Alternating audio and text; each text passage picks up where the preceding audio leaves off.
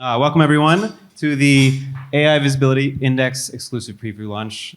We are talking about this beautiful report that we put together over the last few months. Hundreds and hundreds of hours, dozens of team members have been involved creating what I am really, really proud of. Looking at a lot of data in the industry and helping marketers figure out what are some of the actions we need to take to show up in AI search. So we're going to be walking through some of the data, some of the takeaways. My name is Leigh McKenzie. I'm the Director of Online Visibility at Semrush. I help lead kind of the AI visibility efforts at Semrush, as well as the marketing that we do to help our customers. I'm joined by two different Elis.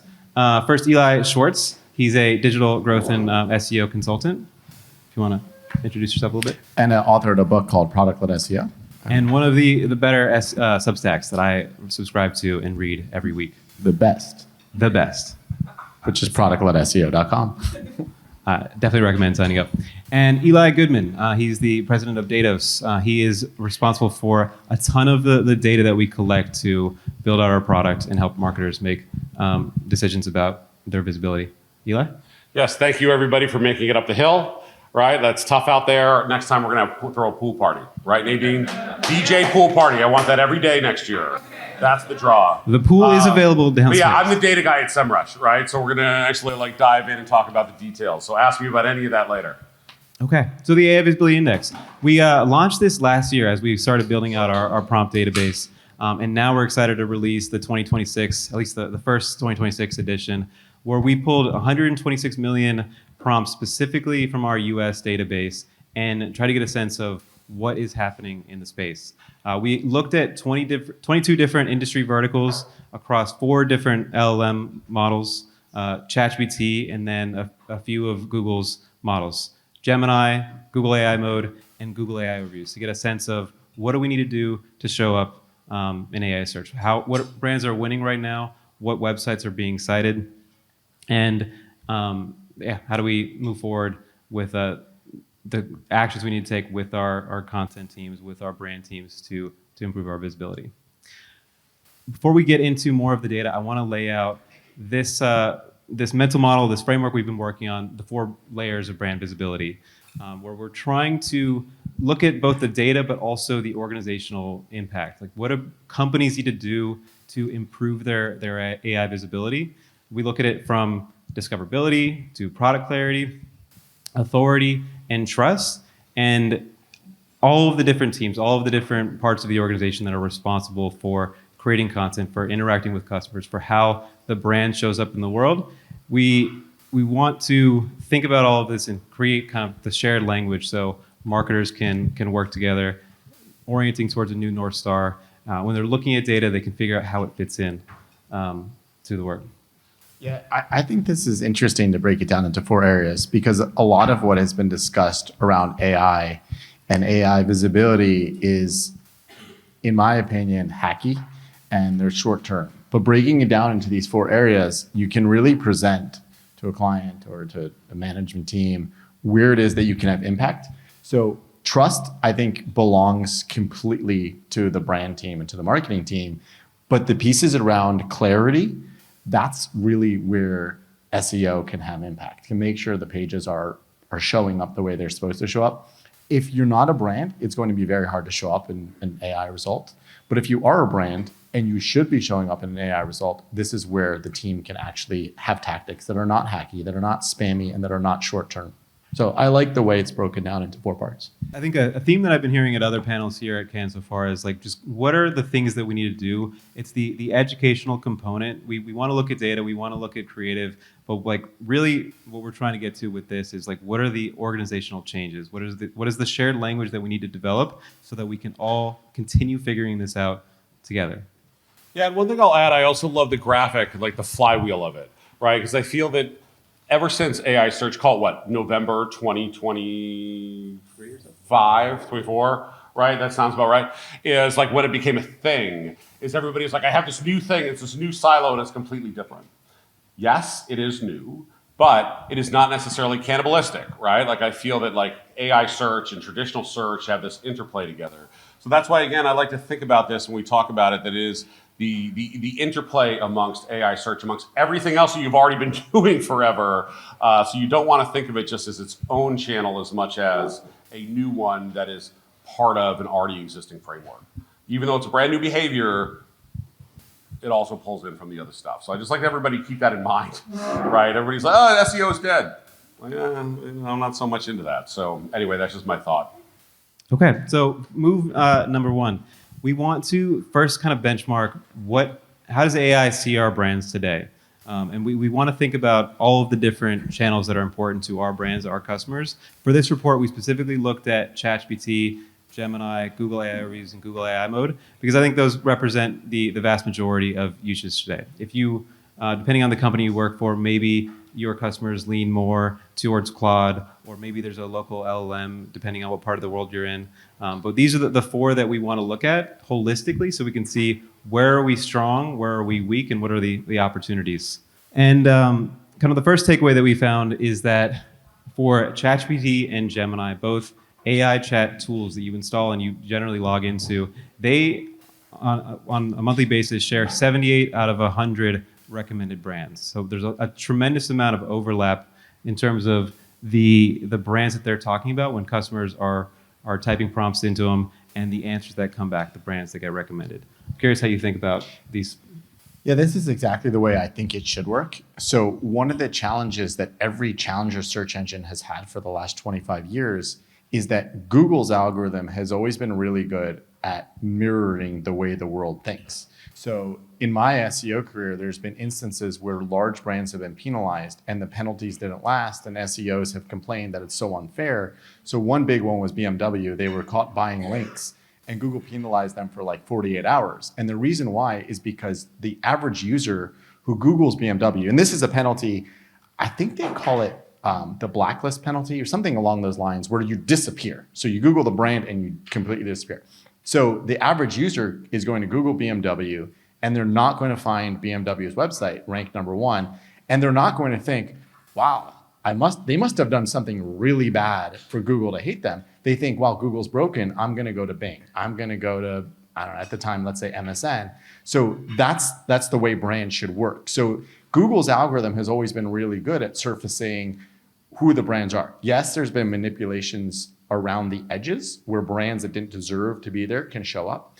But the fact that Google and ChatGPT agree means that their algorithms are similar in finding the right brands. And the example I always use when talking about the way AI should work from a brand perspective is if you searched for best burger near me, you should find the best burger. Like that goes without saying. It's somewhat subjective, but it's going to be based on what everyone says the best burger is. And if it's not, then the algorithm corrects that because that is something that's very clear. So if you can get a bunch of fake reviews for your terrible burger saying it's a good burger, but then it corrects for it when it figures out they're fake reviews. So that's a lot of what too many are doing around AI visibility right now, from tactics, from spammy things. But it should be a reflection of the brand. And ChatGPT is doing the same thing. Their algorithm is doing the same thing. And I would expect that any other challenger LLM, the LLM that people don't talk about enough and could one day be a real challenger LLM is Meta, because they have the same Meta.ai as an LLM, and they have the same data set, but it's a different data set. It's pulling off of Instagram, it's pulling off of Facebook, it's pulling off of WhatsApp Business. So these are things that they can also identify the best businesses. So they have a distribution problem. Well, they have an adoption problem that's not partnered with their distribution efforts. They're on everyone's phones. But I think they will eventually be a challenger LLM. Yeah, absolutely. Yeah, well, a couple things. One, best burger near me. I actually live within 500 yards of arguably the best burger in the world, Red Hook Tavern in Brooklyn. If anybody is familiar with it, you can look it up.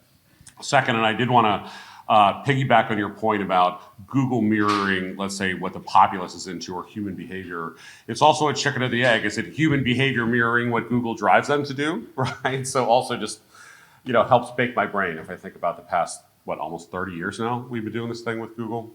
All that said, I think that this is actually kind of encouraging, right? I think one of the big things that everybody deals with is, do I have to do everything differently for ChatGPT and Google and Perplexity? And yes, there is some degree of call it asymmetry, and we're going to talk about that later, here in the visibility index. But the two big daddies, right? Like, you talk about what this is. It is helpful to be like, okay, if I do one for one, it'll be picked up by the other, and hopefully that algorithm does play.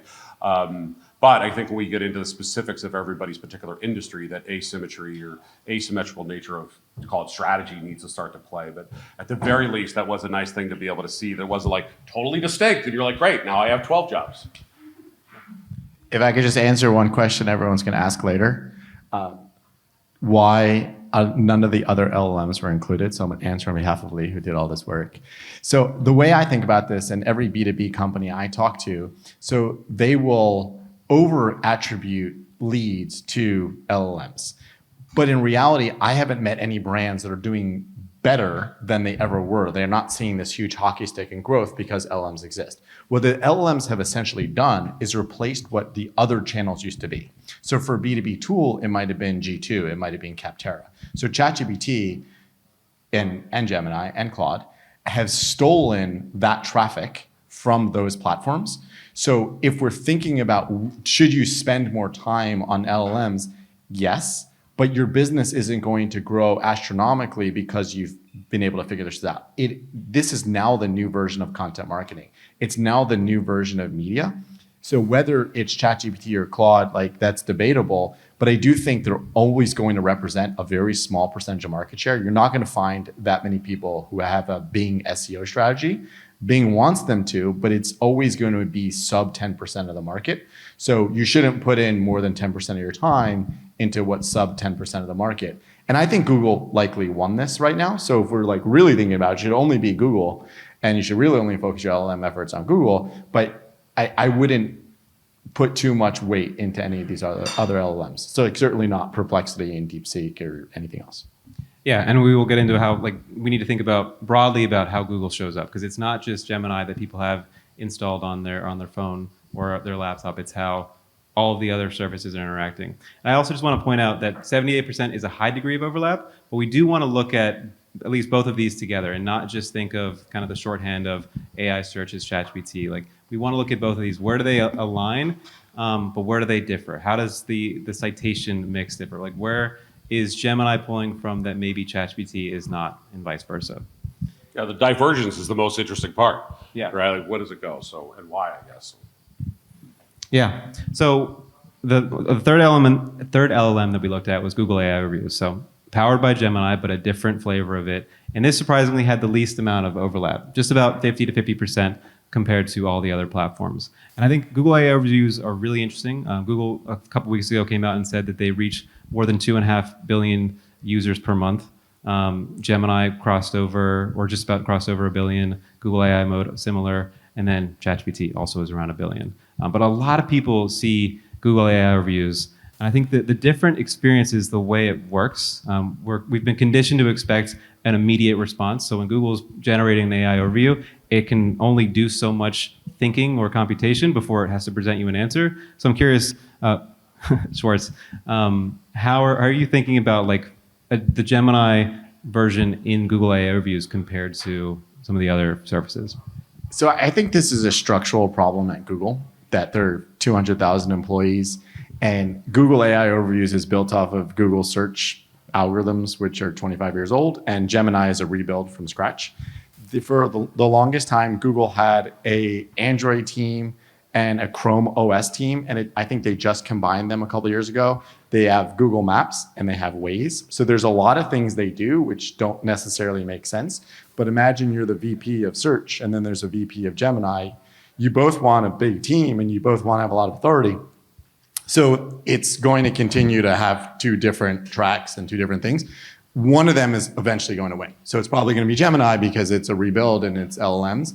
But I would not take comfort in the fact that AI Overviews is not yet overlapping with Gemini. I think Gemini, I think AI Mode is working off the search algorithm and not Gemini. So, and there was another AI in there for a while. So I would not take comfort in that. I think it's a structural problem, not necessarily a business it's a structural issue. problem that we're still figuring out in real time. These companies are figuring out how do they build it into their systems. Eli, we put out a quarterly report, the state of search, and one of the main metrics we look at is zero click, and specifically thinking about it coming out of the Google search engine result page, the SERP. I'm curious what you're thinking about AI reviews, and in terms of the answer that's getting displayed up there more often than not, and then also all of the other interactions that people can potentially take on that page. Yeah, so, well, I think the first thing is Google's a smart place, right? Got a lot of smart people.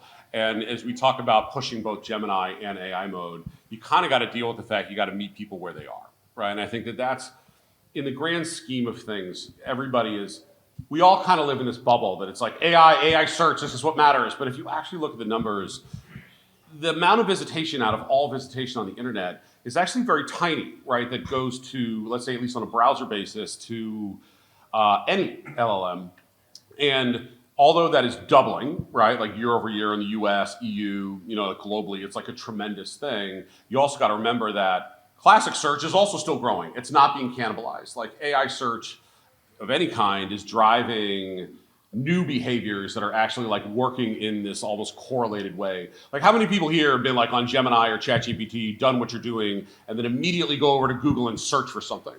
Right? It happens all the time, right? And a lot of it for me is about navigation, right? Because like a huge percentage of all searches on the internet are navigation. Just take me here, right? So it's actually, I'll just mention this, on ChatGPT, and then AI mode I'll come right back to, is over 30% of the downstream clicks immediately after ChatGPT are a Google property, right? So obviously YouTube, they like recommend YouTube, but like people just go to Google, right? Like it's wild about.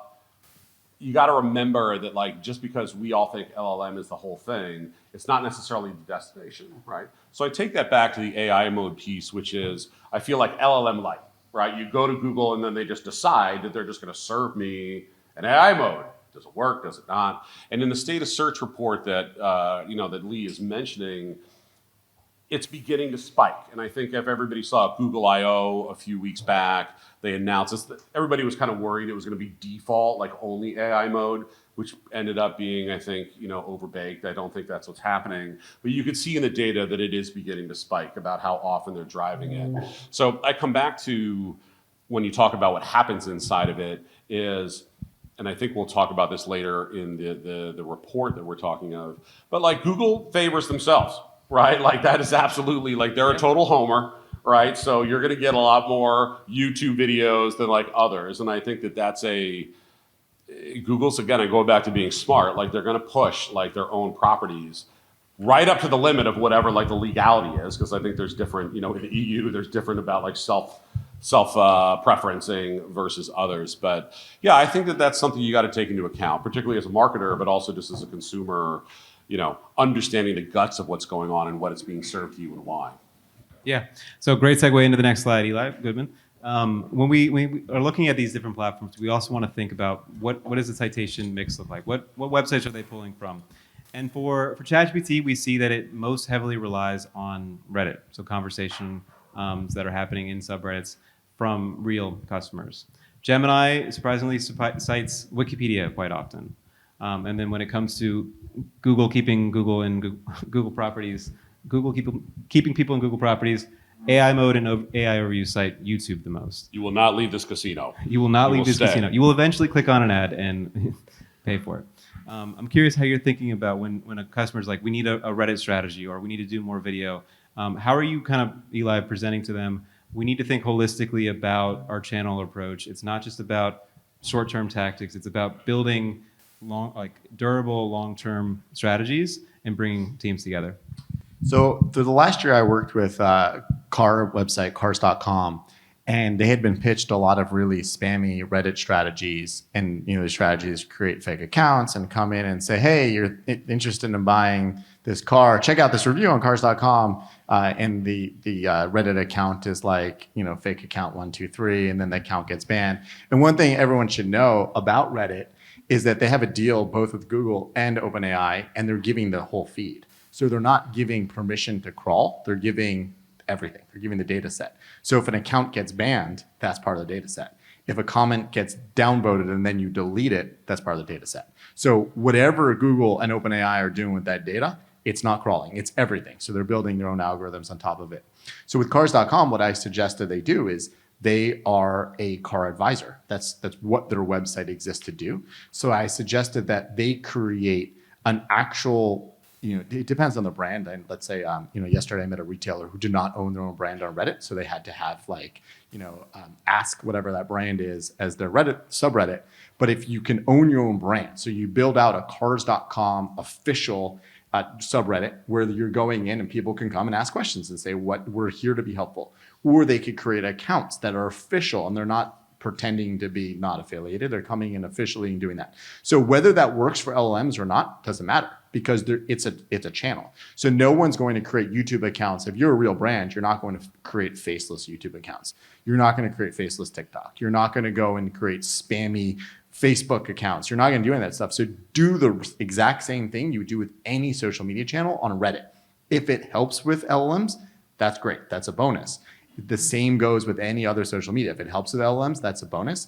And then, again, one thing you didn't talk about here is Grok. So, X has a lot of power and Grok has a lot of money behind them. And obviously everything that Grok does is fed off of X. So it's the same idea. So you're not going to go and create bot accounts to promote your brand. You want to be real. So all these things, you really want to think about how do you do Wikipedia is very hard, of course, but how do you do YouTube and Reddit as a real account? And as the LLMs learn, because right now it's open to manipulation, as they learn, they will get better at this and your real efforts will be rewarded. Goodman, Schwartz first. I'm curious, who is doing, for cars.com, who is doing the content creation on Reddit? Because cars.com, they have invested a tremendous amount over the years creating content, whether it's buying guides, alternatives, listicles. They had invested in a ton of research experts to be able to rank on Google. How are they approaching content creation? Is that kind of a shared team now? Is it new roles? Fascinating question. So that's why I was able to consult with them because they were very, very much impacted by the pivot from LLMs or from search to LLMs because a lot of the content they created is completely commoditized by their competitors already. So let's say a car review, every single car reviewer who is a professional car reviewer is going to come out with essentially the same result. Like if it's a good car, if it's a fast car, if it's a safe car, no one's going to really deviate from the mean. So their content is exactly like everyone else's. So it became about ranking higher. Whoever ranked higher got more impressions, sold more ads. But with LLMs, the LLMs commoditized them and cannibalized them. So they had to become aware that they weren't going to get it back. So a lot of companies I meet with, they show me their traffic graphs and they've lost 80% of traffic and they want a recovery plan to go back to where they were. That's not happening. LLMs aren't disappearing. So going back is not an option. So for a company like cars.com, it was really leaning in to the other aspect of their business, which is classifieds. So the ability to sell cars, which no LLM is likely going to do for a very long time. So they're not going to get back the impression traffic, the traffic that they're able to sell to advertisers because the LLMs will keep that. They are able to get the next piece, which is where do I buy this car? How do I buy this car? Who do I buy it from? So we leaned into that and creating that kind of content because, and I've written about this quite a bit, LLMs are not about that first result, ranking on the first result. And there was a lot of conversations here this week about how a citation is not a click. So when you get a citation, you're not necessarily getting that immediate result. What you are getting is you're creating brand awareness. So what I advocate for is creating for the follow-up. What happens after you've created that brand awareness? What happens after I've decided that this is the car I want to buy? Where do I buy it? So all the optimization efforts become around that and building the site for that and building the entire SEO marketing strategy for that. So I love that because for buying a car specifically, it's a high consideration purchase. This might take months, a lot of research, a lot of different platforms. If cars.com is showing up in that conversation on Reddit, they're not necessarily expecting you to click over and buy a car or list your car or whatever directly, but there's an impression, a brand impression that has some value. But measuring that is really difficult, which is I think why we've traditionally not invested in this before is what value is this actually going to provide? Goodman, I'm curious for you, how are you thinking about untangling this meth? We think it's a black box. We think we can't really measure how people are spending time on Reddit or if there's a zero click.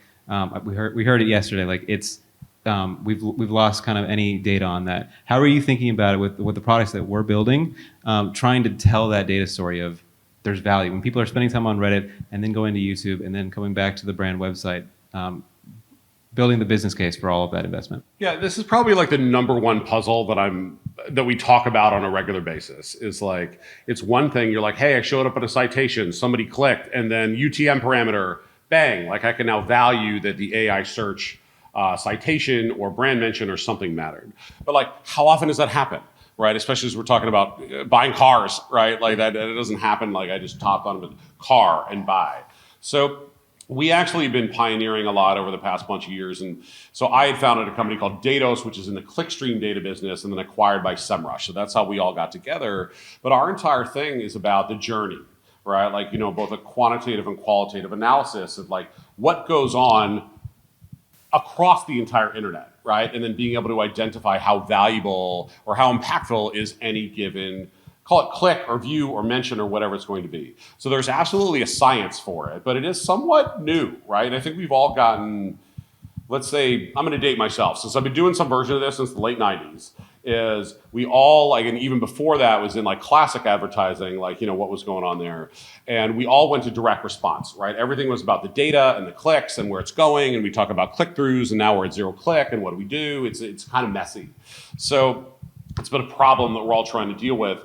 Is I have certainly been pushing, and I would evangelize to everybody here to start to think of, we're having to swing back to like classic advertising. I remember when advertising was before the internet, right? TV worked, right? Like people would get an impression from like watching a television ad or an outdoor billboard you drive by. And later on, you would have things that you would measure like aided and unaided recall, like favorability of a brand, like likelihood of purchase.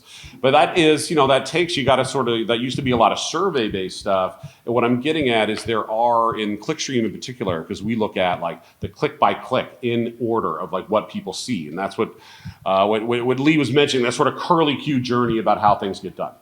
Anyway, so to wrap it back together, all of that is to say is that there is data to be able to analyze and help you better understand where LLMs play in that decision-making journey, and you could work your way back to that from an attribution, right? And that's something, I'll be honest, for me as a data guy, not only into Semrush, but as we are now part of Adobe, I've been super excited over the past even 2 months, like looking at their attribution modeling that they've done on like first-party data and now mixing in third-party data. So anyway, I'm not going to bury the lead. Like, in the coming months, I'm looking at, there should be some interesting stuff, but strategically speaking, I encourage everybody to start to like,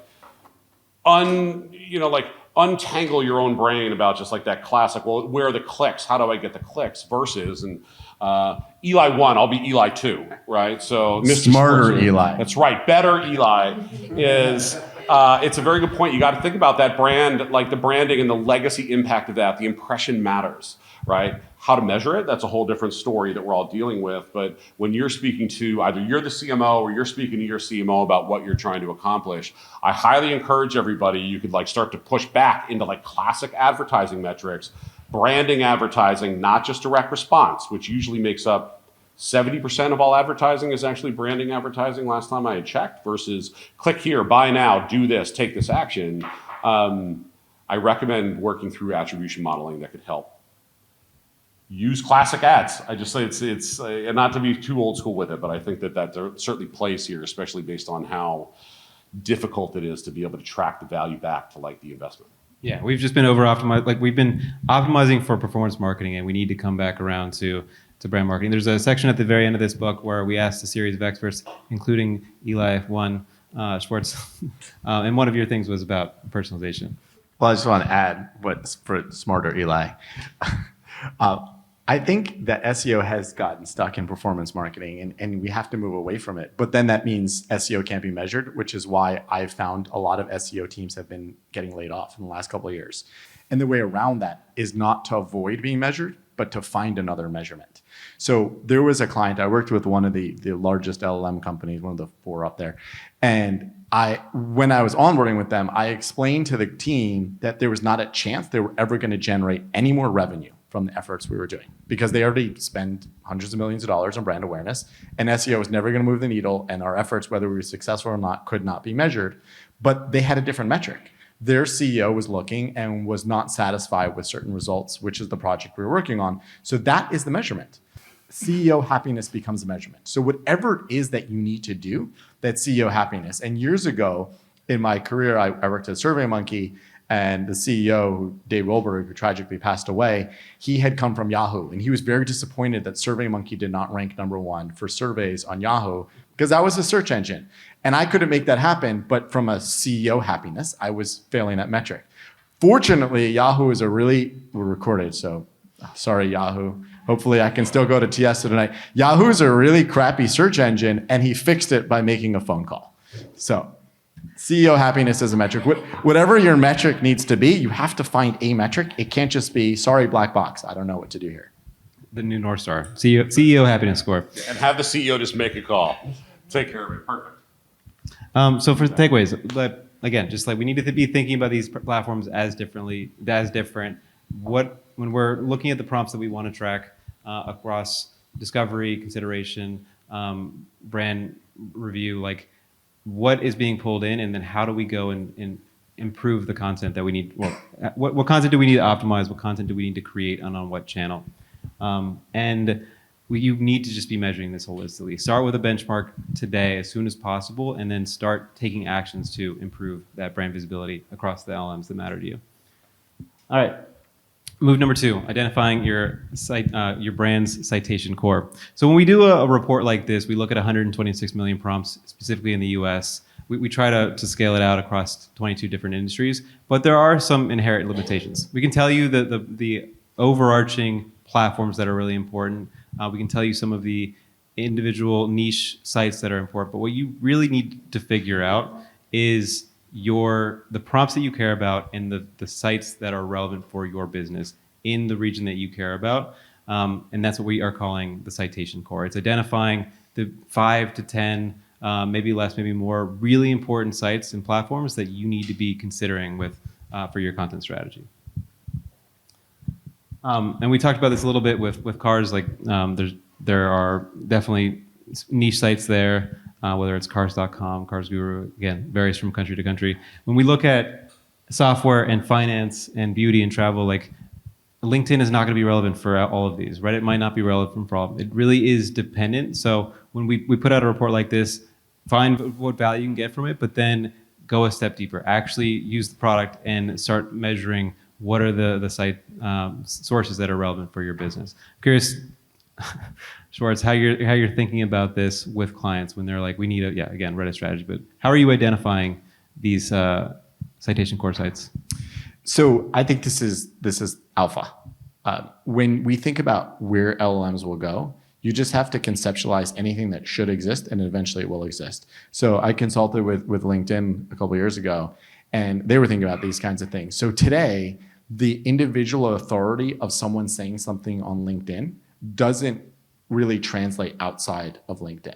So even if you get an influencer to say really good things about your tool, the people that see it on LinkedIn will trust it, but it doesn't go into an LLM to say, this Elon Musk said that this is the best car ever, so therefore it's the best car. It doesn't go into LinkedIn, into LLMs yet, but I think it will, because why shouldn't it? So that will eventually happen. Maybe LinkedIn will make an LLM, so we'll have an LLM that we can do business searches. Maybe they'll do a deal with OpenAI, like something like you can conceptualize that could happen. So that's the way I think about it. This is alpha of these kinds of places. Like it makes sense that G2 would be the place that feeds software, but why wouldn't it be LinkedIn's reviews? Or why wouldn't it be some other platform that's created around that level of authority? So don't focus in, and this is going back to the Reddit piece, someone somewhere said, oh, Reddit is really good for LLMs, and then Reddit just gets flooded. Instead of thinking like, these are the things that should move the needle, and that's where we'll go to build authority. So you don't have Yelp up here. So like Yelp would be, if you're in the food space, Yelp would be something that you want to make sure that your Yelp page is showing up. Obviously, comparable to Yelp is Google My Business. So if you're a business, you want to get good reviews. That will obviously eventually feed into the Google results, into Gemini results. And one other thing here is, I went to the Google search event in Zurich last year, and I asked John Mueller about what if Street View has any impact on search. And he said, of course it does. So he didn't know the exact impact, but it makes sense to me that if you, and I'm people have done this from a spammy standpoint. You don't have an actual office, so you rent a warehouse and you get a postcard and suddenly you have a big building and now you look really legit. But the Google Street View card drives by and it's an abandoned warehouse with homeless people, and that will translate into you're not as legit as you should be. So that's the way I think about it. Like, could they do it? Yes. Does it happen now? Maybe. But if you conceptualize what could be the place that you're going to get good results for LLMs and for understanding brand, and that's where I think we'll go. Yeah, I think that the word here, and I mean, even looking at this list, is that asymmetry, or call it an asymmetrical strategy. And I think that we are in the business of putting out content that is like, here's the top X and the top Y and the top Z, like, Reddit, LinkedIn, et cetera. But does it have any application to your particular business, right? Or your client's business? And, I recently, so I was at a summit and at a Gartner summit, I was talking with some CMOs, like we had a room with them just chit-chatting about stuff. And within that was a lot of B2B folks. And one woman in particular, she is the CMO for a B2B food company, right? Like servicing food to like large organizations that have cafeterias. And she's like, I'm trying to convince these guys that LLMs matter. And I was like, do they? Right? Like, is that even a thing for you at this point? Like, does that matter with what you have going on? So I think and you can see like, it's very different if it's TripAdvisor or these other places. Like, that's the first one. You got to remember, like, there is data that does exist and you need to analyze like your own particular silo of that, right? Because we all, and I think going back to the pleasing of the CEO as a metric, right? Or pleasing of the CMO, there's going to be like, need an AI strategy. And it's a worthwhile effort to be able to spend some money to be able to say, we believe that this is what the strategy should be and how far we want to lean into that or recommend not leaning into that depending upon what we have going on. And I think that that's something that gets lost, right? That it's just like, we have to do this at all costs. And sometimes we have to do things that like, you got to carry the water. Right? Like we all have done that in our career, but like, this is what the top level wants, so we're going to do it. So it actually goes back into, and just even looking at the slide, is remembering that I don't want to call it self-preservation, but also like coming up with a way to be able to define how intense the strategy should be, and then where to put the money, right? Because it's like LinkedIn, awesome, it's showing up a lot, but maybe that doesn't apply. So I think those are important points that I lean in on as I read the report and even just look at what's on the screen. Yeah, and I think just, like, the strength is trying to figure out how to bring all this data together, not just looking at a snapshot. So your Google Analytics might have a few percent of referral traffic from GPT. You then want to get a snapshot with what your share of voice looks like for the prompts that you care about. Then can you go and also pull in clickstream data to see what does the actual behavior look like from a macro lens. And then I think it's super importantly, like, actually talking to your customers. What is your behavior? Where do you spend time? What LLMs do you use? Are we ignoring the fact that all of our customers are developers and 90% of them use Claude, and we need to be tracking Claude, how we're being mentioned there? Let me jump in. You hit on something very important there. I did want to mention it, and I could flesh this out later, is who are you solving for, right? You have to remember is that everything we're talking about here is solving for like the agent, like the LLM. Right? But don't forget that human beings also do things differently than the LLM. They may be trying to think or mimic or reason like humans, but actually also looking at human behavior and what that Venn diagram looks like could be a little bit different, right? Like, you're sending the LLM as the agent going out to hopefully, again, like reason like a human being and bring back. But don't forget that they aren't necessarily always right on that or very good on it. And Leigh, I'll just jump in. One thing last night, I was speaking with CMO of a company, and he pointed out something very interesting to me, which was they could solve all day for the quantitative about how many people are looking for our products or whatever, but something in their particular industry that he can't solve for is taste. So the LLMs they have no idea how to be able to speak taste, right? Because they have a very important taste metric. Like, the people that buy X are very different than people that buy Y, right? And it could be in any luxury brand or whatever it may be. So again, I just encourage everybody to think about alternative ways to think about that qualitative that goes into, I'm solving for to show up on the LLM, but does that actually solve for the human behavior of how they make the decision, right? When it comes down to the taste quotient, if I'll just make that up. So just another way to be able to think about like who you're solving for in this. So basically give you another job, right, on top of what we're already trying to solve for. But I think that's an important point to really go back to basics. Many of my consulting lead calls ends with me saying, don't do SEO. And I think that applies to AEO also. So if you can't articulate a journey where someone is going to be doing a search or someone's going to be using an LLM, how do you justify spending on it? So it's not that you shouldn't do SEO at all. You should put a title tag in. You have a homepage, put a title tag for your primary keyword, and then don't spend a ton of money on it. And I know this is controversial, but I think most B2B tools should not do SEO, because if they look at where their attribution comes from, most of it is demand gen. So paid, events, outbound sales, very little of it is coming from search. So one of my first consulting clients was Mixpanel. Very little came from search, and they have a tool that can see that. And there was very few people, and now you have Adobe Analytics, but very few people are ever, when you're looking for a new tool that you're going to bake into your entire company, you're going to page 10 of Google. That's who goes to page 10. You want to make sure that you look at a proposal from every single tool. So by the time you sign a multi-year contract, you've looked at every single tool. So if you're not on page 1, that doesn't mean that you're not going to be in part of the consideration set. So that's the way I always think about SEO. I talk through a buyer's journey. How is someone searching? Who is searching? And if you can't really conceive of it on your own, that it matters, I wouldn't spend large amounts of money. And it especially applies for LLMs. Like if you can't conceive of how someone is going to be doing an LLM search to do that discovery and make it meaningful, then I don't know that I would even put that much time into it. Move 3. So we really wanted to emphasize the point of like, it's important to focus on your category. We found 36 universal brands that were mentioned across all of the LLMs. But when you kind of look at data at too much of a macro level for too long, you can kind of get overwhelmed with the amount of work that you need to do. We really want to emphasize the importance to drill down on the category, the customer that you're trying to reach, their behavior, and where they spend time.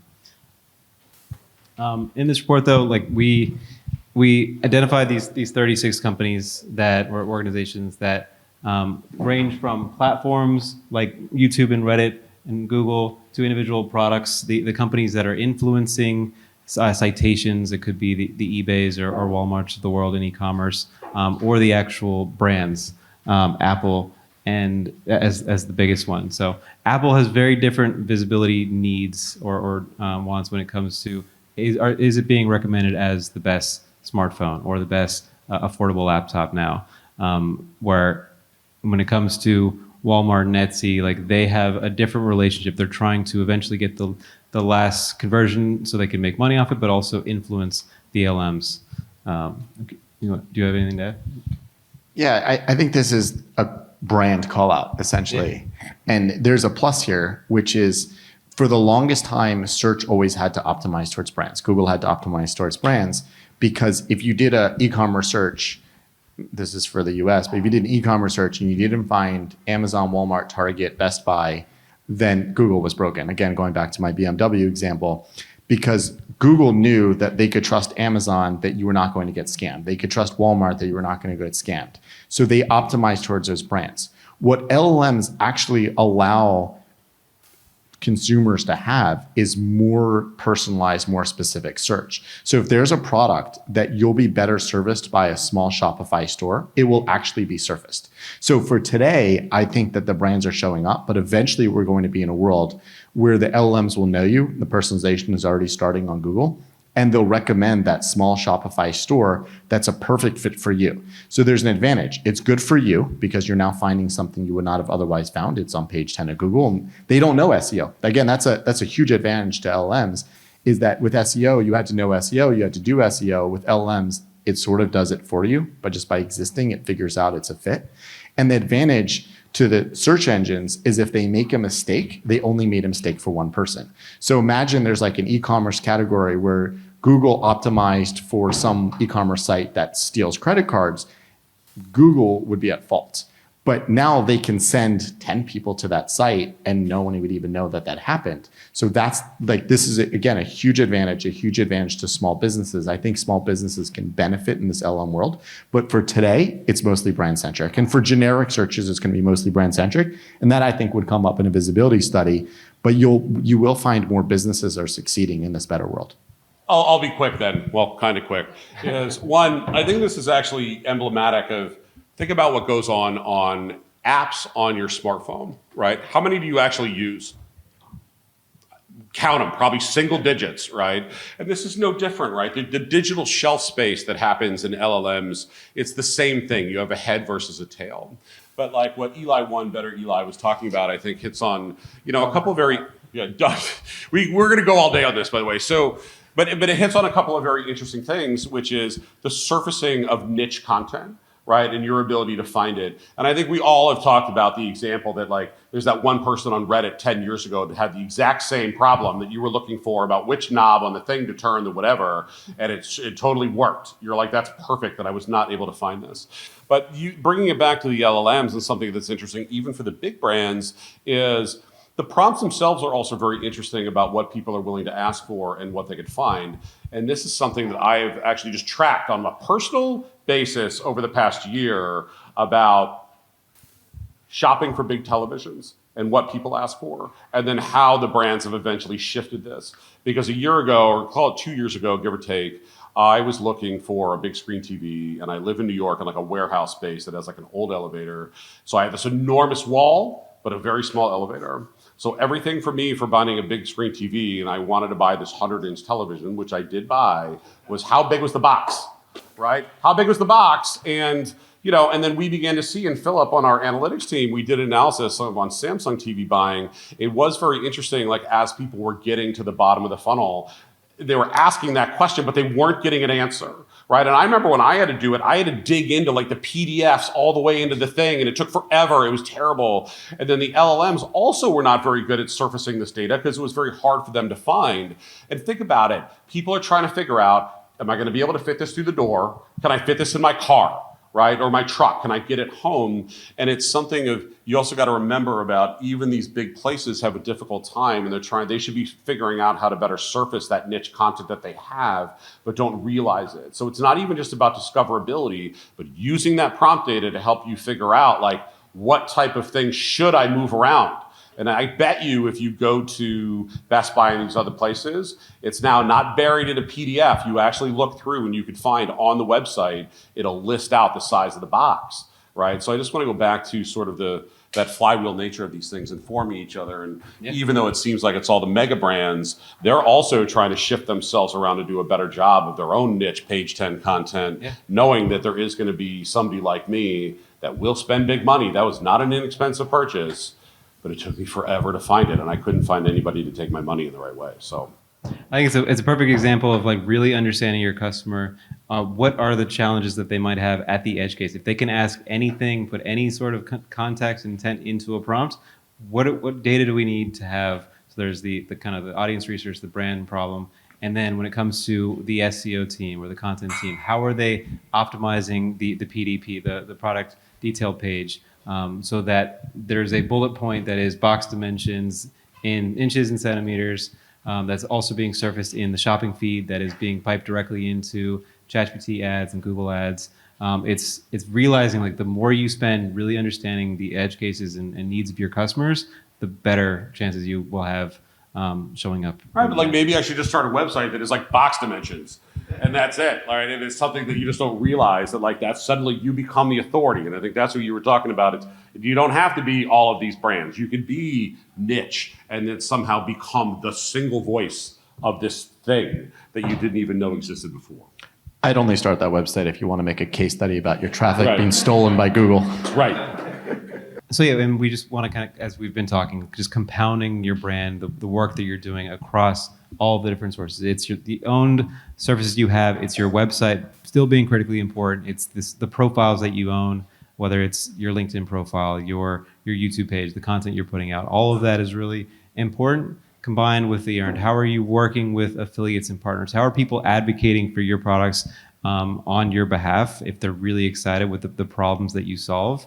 How you show up, how you have a support policy and everything you're doing so that they actually genuinely want to recommend you. We want to be building brands that have that kind of community engagement so that it just eventually kind of naturally surfaces in AI answers. And part of this report, we wanted to dig into some case studies. I think we're going to be doing a lot more of these, of trying to reverse engineer what are the companies that are winning right now in AI search that didn't do anything specifically to optimize for AI search. Patagonia did not reinvent the company in the last 2 years to make sure that they're often recommended by ChatGPT and Gemini in AI mode. They just spent the last however many decades building a genuinely great business with great products that had a very specific niche, like the type of adventure person, whether you're going hiking or skiing, having fantastic support. It's the lifetime warranty. If it ever breaks, we'll repair it. People all across the internet are fanatical about Patagonia. And I'm sure they're also working with affiliates and partners. There's affiliate sites in their niche, in their citation core that often recommend them as the best hiking boots or the best ski helmet. Like all of it is working together in harmony. The flywheel is working together exceptionally well for a company like Patagonia. And if you want to compete with them, like what can you learn? How do you need to build your business similarly? And this can kind of expand across every single category, every niche. I'm curious for any companies that you worked with, Eli, if you have any ideas. Yeah, it's not just for AEO and AI visibility. So one of the clients I worked with was Tinder. They did not rank on dating app when I started working with them. And the reason why was because they did not use the word dating anywhere on the website because they thought they were a social network. And the words they used were meet, chat, date. So they ranked for meet, chat, date, which is huge. No one searched that. And then but obviously they were the brand. And when we changed, they asked me how long it would take. So this is a classic SEO question. How long does SEO take? So they asked me if they change the title and add the word dating to the website, how long will it take? So I said between 24 to 48 hours, and it was 24 hours. So it really is like if you've built that brand equity and you're known for the thing you're known for, then you will see the success you're supposed to as long as you pull the right levers. So I think Patagonia is a great example. Patagonia might be missing one word from AI. They look at their AI visibility score and everyone's gonna read the book and you're gonna see like how this should be. There might be that one thing you're missing as a brand, and then you can change that one thing. And I know with like many brands today, they wanna pivot their brand for certain audiences, but they're really something else. Like they wanna be, the name of their company .ai because they're so cool and want to raise money, but they do something else. But they have to figure out how to lean into both. So you have those two audiences, and there are many brands that they know what they're known for. So to make sure you're known for that, you have to tie all the pieces together. Yeah. So one, I met my wife on Tinder in 2014. So thank you for the assist if it went that far back. Definitely did not. Totally worked. It was early Tinder, so it was a little different, I guess, than it is now. But good job. Did you Google? Well done. Did you Google or you? I mean, it was like New York in like the yeah. You late didn't 10s. Just Google sort of like everything. Just get out there. Like it's fine. Listen, I will steal this from a friend of mine. Another, she's an influencer, Brittany Mueller. If anybody knows her, used to be at Moz for a long time, and she talks about this as like, in Patagonia is a very good example, especially with the Wall Street Bros near where I live. It's a popularity contest, right? Like in the end. Are people talking about you, right? In Patagonia, people have been talking about it, good or bad, mostly good, and certainly also overwhelmingly good. What's that? Overwhelmingly good. Overwhelmingly good, which is important here. And also with all the, aren't they also like in sustainable and like giving back? And so they have a very clear niche. It's a brand people really love, right? It's not just like making fun of the Wall Street Bros, which is funny, mind you. Like I'll do it. Like I live there. So, but the point is, it is a popularity contest. So you just got to think about like, even in like that grand, I'll just call it like the town hall conversation to use a cliche, but it is very important, right? And I think going back to you cannot go back in time and lay decades of groundwork, right? Like it's great. Like if you happen to be picking up, and I hope some of you maybe work at brands like this, and that must be pretty cool, right? To be at a place that has that, like that brand equity. But I think as Eli One had said, dumber Eli. Yeah, dumber. It said like Twitter, Tinder, it took 24 hours, right? Like you were able to identify something. So even if you're working with like a massive brand and something that's been around a long time, maybe just a little switch. Right, like a little thing, like the butterfly flaps its wings in Tokyo and it rains in Central Park could really make a big change, right? So I think that's also important when you're, call it like isolating and trying out things, right? Do not, don't feel that you can't innovate, right? Like it doesn't, like even some of these places, I bet you if you're sitting with Patagonia, they're like, don't change anything. It totally works. But maybe that, 79 or 80 could be an 85 or a 90 because there's some new upstart fleece thing, right, that I haven't even heard of. That suddenly the kids, it becomes popular, and my niece is wearing it, and then they're all wearing it. I could talk about these. I had to take them. They visited me from New Orleans, where my family's from. They visited New York, and like driving my sister and the kids around to places I've never heard of, and it was like a destination, some sort of pajama place. Anyway, I'll tell you later. So, anyway, yeah, dude, I'm just saying, like it's. I swear to God, it's like bunny something. I can't remember. That's all I'm saying. You're right. One little change, even with a big brand, could have a lot of impact. I'm just laughing. Like as far as like brands being a personality contest, like if you can generate that, like maybe it's not SEO, but you're doing enough with TikTok and influencers, and they eventually want to buy it, or they're going to ChatGPT and it shows up like for that particular niche, whatever age your niece is. That is the benefit of Tweens. Tweens. Okay, so building an amazing Brutal. brand that is kind of just aligned across the board. Yes, they flew like up thousands of miles to go to the one store to buy this thing, and it was like $300 a pair, and I'm picking up the tab, like whatever, and they walked out like wearing them, and they met like other girls from other places around the country that had also shown up just to go to this one store on the Upper East Side that sells like the viral, because also this store only has New York versions of it that you can't get in the other store. I'll come up with the name. I'll know if anybody's curious, but it's fascinating, like how important that could be, especially in the new LLM land, to be like, I found this thing real fast. Like it could surface something very quickly, and you could be that brand without spending millions of dollars. So, Well, smarter Eli, I actually have a pivot off of that.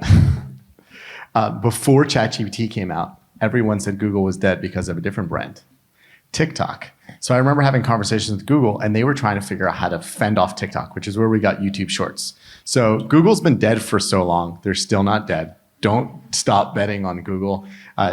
TikTok is now feeding Google, and this is where the pajama thing came from. It has a niche. LLMs have a niche, and Google Search has a niche, and it's bigger than everything else. I can't think of a great segue from all this, but Pajamas. Pajamas. We've been talking about measurement a lot already, and we want to emphasize again, it's important to be measuring across platforms. You want to figure out a baseline for where you stand. Think about what are the LLMs that matter to you, and then how do you start building a plan going forward? What is the strategy? What are the teams going to do? How are we going to start reorganizing resources and budgets and metrics so that we're moving in the same direction? We did a survey of 481 marketers where this is still just absolutely a major problem. 45% of people say they can't properly measure their brand's visibility in AI answers. And I think this, maybe some people are overly optimistic. Like this is still a problem that we're solving, but the important thing is to start now and to think holistically about it. It's first party, it's using tools like Semrush, it's thinking about the full journey map, it's talking to customers, asking, Kevin Indig mentioned yesterday, like at checkout, after the sales request form, how did you find out about us? Did you use AI? Did you watch a video review on YouTube? Like speak to your customers and start measuring all of this holistically, because it's not a black box. We can take actions that are meaningful right now. All right, we're getting close to the end of the panel. I just want to give a shout out to another project that we've been working on and launched a couple weeks ago, the AI Search Operating System. It's a collection of different courses that we're trying to flesh out these different layers of brand visibility and really help marketers and leaders update their mental models for how the world works. I think, again, this is an education problem. We're trying to figure it out. Like Semrush, we are trying to figure this out with you. We have a lot of great ideas. We know SEO is still really important. We know that there's things in control, but we have to bring everybody else on board. We have to get the PR team, the social team, the customer support, product. Everybody has to be moving in the right direction. So that's what we're doing with the AI Search Operating System. We're calling it an operating system because we intend to keep updating it on a regular basis. It's not we've got it figured out, but like SEO, I don't know. We're not trying to project overly confidence, but we have a lot of great ideas. It's a great version 1, and we're going to continue updating it over time. And lastly, before we jump over to questions, everybody at their seat has a tote bag with this book in it. Please take a look at it, bring it back, maybe read it on the plane. I love the physical media aspect of it. It's I think almost 80 pages of a lot of the ideas that we shared in here with a bunch more takeaways in data that I think can be very helpful. I'm curious from the crowd if anybody has any questions about some of the things we've discussed. Is it about pajamas? Go ahead. So you mentioned that it's very important to measure the AI visibility, right? Yeah, I'll repeat the question. So how do we convince the CFO that we need to make new investments, that we shouldn't cut back on marketing, that yes, things are difficult to measure right now, but there are things that we absolutely need to be investing in right now, the things that we are highly confident of, but also some experimental things. Eli, I'm sure CMOs ask you this all the time. Eli, well, maybe both of you. Dumber Eli. Eli, one. Dumber Eli. So I think there's a performance marketing angle that SEO got themselves messed up with, where they have these rankings discussions. And first of all rankings and all forecasting based on rankings is always fake. So on my newsletter, I have a way to do this with TAM forecasting. So you look at the TAM. So first you determine that there is actually a TAM for search, and then you can bring it down for how many people are actually going to search. And then you can multiply that by what your expected conversion is. So that's the math you could use. But if you don't know your TAM, then you need to have this logical explanation, which SEO never has. So I don't know who's been down at the actual Cannes and seen what's there. So like Shaq, I just bumped into A-Rod. I don't know what A-Rod costs to be here, but no one said, how many minutes is he going to be speaking? How many questions is he taking? And like, that's a brand discussion. And all these kinds of things that brands do, they're logical things. They look at their uplift. What does it cost to put a logo on a football jersey for the World Cup? No one's measuring the exact eyeballs and the expected conversions. They're having these logical discussions. So with SEO, they always got stuck into these like very strict conversion discussions, which are completely inaccurate, which then has SEO and AEO look bad and no one wants to invest in it. So I think we need to use more logical discussions explaining, again, TAM is one way to do it, explaining how many people are going to be potentially seeing this, and then trying to estimate some sort of impact. And it could be with these numbers, how many people are using AI search, and that becomes your TAM, and then you can bring it down. But it should absolutely not be with a bottoms up, like I calculated that I'm going to get 10 conversions, because no one's going to fund that.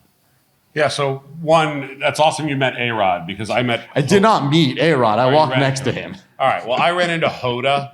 You know, if anybody knows in America, she's like on Good Morning America, one of those things. So yours is much cooler than mine. Like, that's awesome.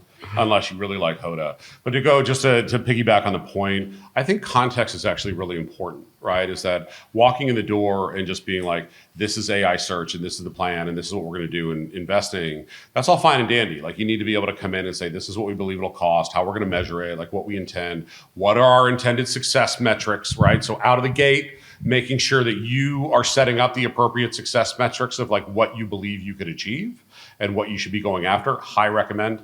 Because if you just say, if you walk in, they'll be like, well, where are the clicks? And you're like, dude, that's not how it's going. But all that said, the context of like what else, how does this fit into the broader strategy, I think will help, right? Like the CMO or whoever's in charge of it at your organization or makes the approval of it is being able to say, this is one of many things that we do that all play together to be able to serve the outcomes, I think will really help.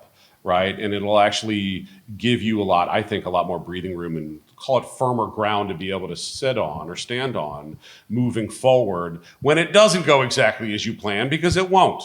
Maybe it goes better and that's awesome. You're like, look at what I have done.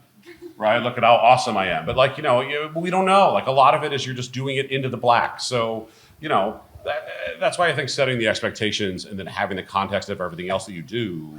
And then seeing, is there a rising tide that lifts these boats here? Like maybe clicks are down, but sales are up, or maybe this is up or our CPA is down or whatever. I think it'll help your cause. I'd also just like to add, I think it's building a story for the CFO, but also it's especially important for the CEO, because this is a company-wide problem. Like you also need to be talking to your chief product officer, your chief customer success officer. All of the other departments are really important. They have a role to play in brand visibility. So if you can get everybody starting to use a mental model that works for you, maybe it's our 4 layers, then everybody else will start advocating, and the CFO will hear the story from not just the marketing department asking for more money or more investment. Plus, those other teams will start thinking about how do they allocate some of their current budget to help you with your AI visibility needs. Thank you. Yes? I'd like to raise an ethical question in the AI search, but I have to tell a little story behind that, if I can. I'll answer it first. So how do we approach this ethical challenges of AI search? I think the first thing, well, I didn't catch the first word, but for a gene test for a puppy or an animal, if that's a concern that you have, maybe there's a lot of other people like you who will also have a concern. And if you go and share that and you create TikTok videos or YouTube videos and you comment on Reddit about this poor ethical practice and something that you disagree with, you leave a 1-star Trustpilot review. If that happens, then I think what's happening with AI search is it is looking at a broader subset. Before, the brand could have just paid for position number 1 on a Google ad and got their site to rank first and then their social media profiles. Now, if you have an ethical problem with your business, if you have a customer support problem, or if the product doesn't live up to the marketing expectations, that's going to show up elsewhere and the brand is going to be penalized. So I think if you have problems like that, kind of core problems with your business, it's eventually going to hurt you, even if maybe there's some short-term hacks that a company can do to try and convince the LLM in the short term.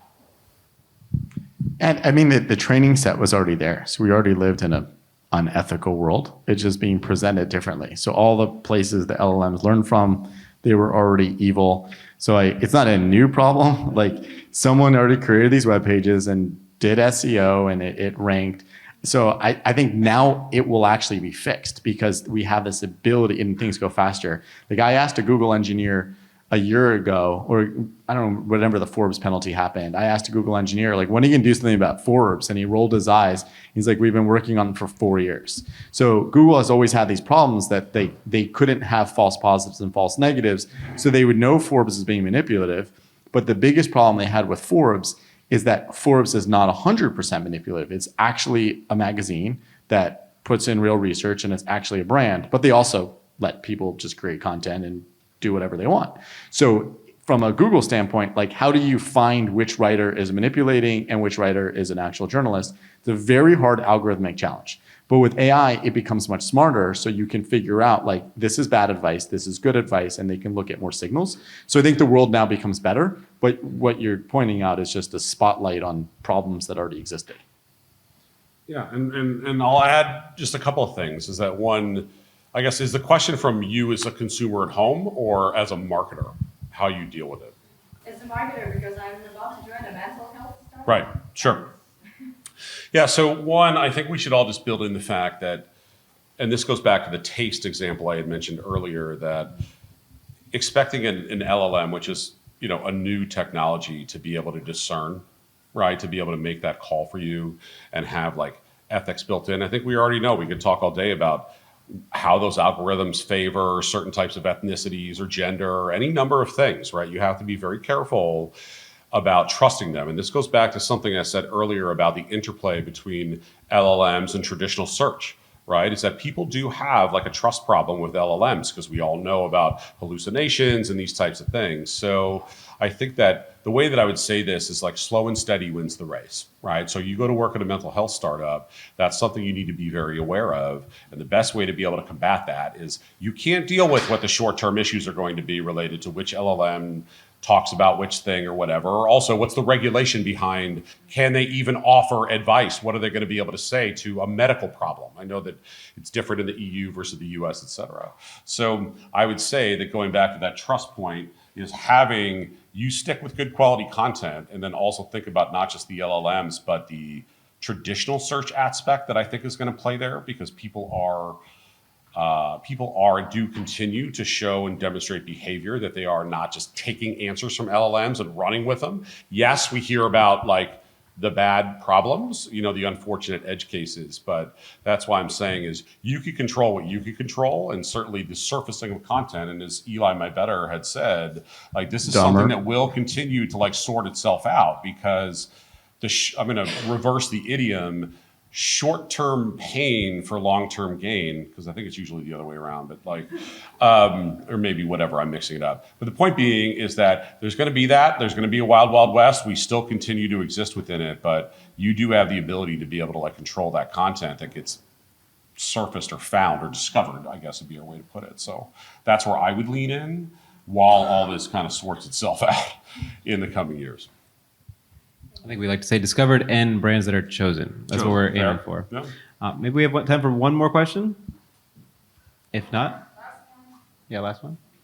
Okay. If not, thank you everyone for attending. Thank you to these brilliant and handsome Elis. Thank you.